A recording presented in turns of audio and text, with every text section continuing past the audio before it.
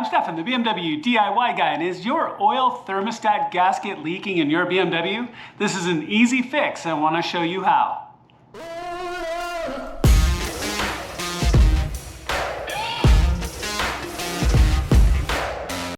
All right, guys, let's walk through this a little bit and the reasons why you're going to want to do this. And this is not a hard thing to do, but it is actually very, very common. So if you have, for example, an F30, F32, so that's a 3 Series or 4 Series, same generation M3, M4, my M2C, that's the N55 motor, the S55 motor, all of these instructions are going to be exactly the same because the oil thermostat is exactly the same. Now, that's that block where you have the two hoses that come up from your oil cooler. Now, that block has a gasket on the back of it where it mates up against the engine, and that gasket is really common to leak.